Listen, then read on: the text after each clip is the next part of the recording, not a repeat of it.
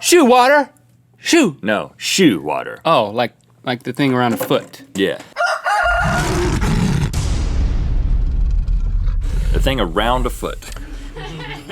Welcome to Good Mythical More. You know, you're in the habit of just saying things that I say. Yeah. After me. I say the things that everyone thinks.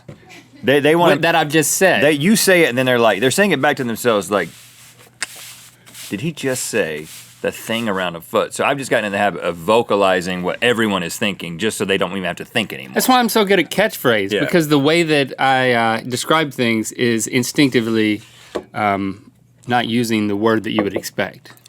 That's true. Just like that sentence you just said. Yeah, really good at catchphrase. You take the long way around, is what we say. It's called Blade. This is a subpar design. Ooh. That is strong. I don't like ginger. I also don't like wasabi. Well, this is not for you. I don't like it in a milkshake. That's what I got to say about that. But it's tasteful for a ginger and wasabi milkshake, but it's not tasty for me personally. It's tasteful. Tastefully done. Something can be tastefully done and not be tasty to you. Starbucks. You ever been to one of those? Yeah, my kids have gotten to the point where they really want Starbucks, and I don't think that's healthy. And I'm not talking about like caffeinated drinks or even the sugary stuff. What they want is the food. The food at Starbucks, yeah, Shepherd's the same. Why do they want the food from Starbucks? Pops, cake pops. Or just the breakfast. They got these like breakfast quiche things. Yeah, that's good. And it is pretty good. They are healthy. So I think that's why Christy started it. taking them there for breakfast sometimes if they're on the road. You know, your family's touring. always on the road. Touring. They're like going to the conferences. Yeah, like, they all play tambourine, and you can buy tickets to it. Yep. I don't go. It's stupid. But beforehand, they'll get like healthy stuff from Starbucks. What are we talking about? I'm going to talk about a lawsuit against Starbucks. Oh, mine? I can't talk about that openly yet. Right. Yeah. Until the lawyers have said the decision is made. Sometimes I just say Starbuck, just to try to be funny, like a real dad joke with my kids. It doesn't really go over very well. Starbuck was the subject of not one, but two lawsuits. It is funny though. See, you wanted to laugh at it.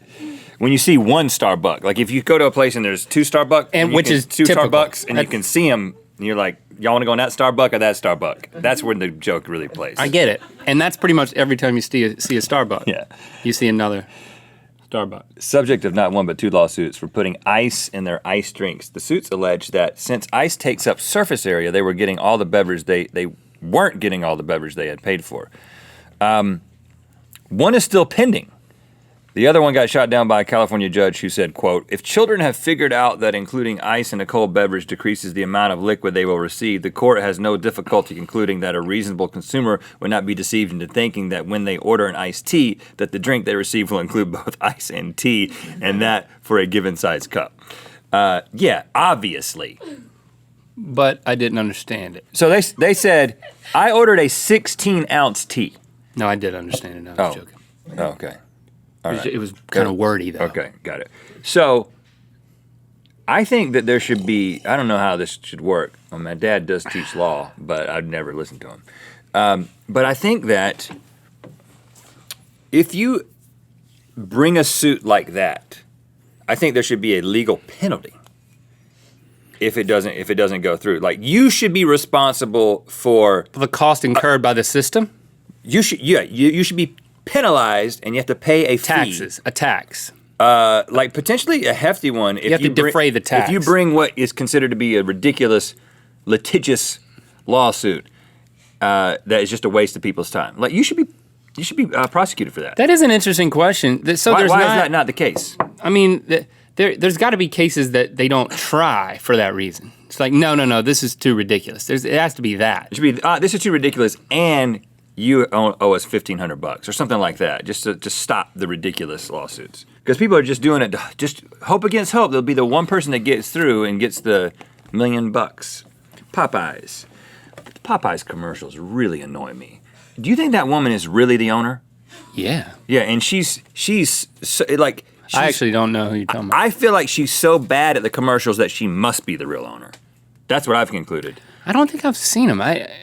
Oh, there's one now where I've seen her picture in the store. There's one where she's in like a look-alike New Orleans set, and she's on the corner, and there's like a carriage, a horse-drawn carriage going by, and then she's like, something's happening at Popeyes, and then a giant box of chicken falls behind her in the intersection.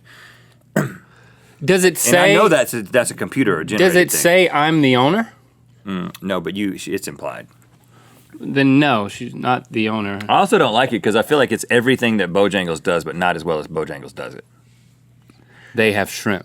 Except shrimp. A Mississippi man claimed he choked on a piece of fried chicken because it was served with a spork and not a plastic knife. He claimed he had no choice but to eat the chicken with his hands and teeth, which caused him to choke and go to the hospital for emergency surgery. Because he has since dropped the charges. So this guy is implying that he eats fried chicken with a knife. And when the knife was missing, I still don't know how he choked on a spork. He didn't choke on a spork. He was given a spork. No, he choked on the chicken. Have to eat the chicken choked like on a normal person with his hands and teeth. And he choked on the chicken by eating it normally because he would normally cut it with a knife. Yeah, I mean, listen, I've seen people do this. You take like a drumstick and then you start cutting at it to remove the chicken from it because you're afraid to eat the chicken off the bone. Just don't eat chicken. You've seen people do that? Yeah, I saw your wife do it for your children. Oh, it's true. It is true. But they're kids. They're kids. I excuse them. But if they become teenagers, like, okay, Lily's a teenager now. Is she still getting people to cut the chicken off the bone? No, it's the boys. The boys don't like meat on a bone. Lincoln's got 1 year to get this straightened out. I'm not talking to him if he doesn't do it. Okay, I'm sure that'll be a big blow to his... Let him know that Uncle Rhett's going to quit talking to him if he's eating chicken, if he's afraid to hold a chicken bone in a year. Yeah, they just like the white meat. They like just the devoid of any semblance of having function on a chicken meat. Right, and I think that's a problem. I think you need to know that this is a muscle that was attached to an animal. You need to know the gravity of that situation when you're eating that muscle off of that bone. That's what it is. It is muscle on a bone. And I understand if you have a problem with that, but if you're going to make the decision to eat muscle, you should at least realize it is attached to a bone. Come on now. Right now I'm trying to figure out... Preach! Did we put you as the godparent in our will? Because I might need to change that. The godparent? I don't think we did that.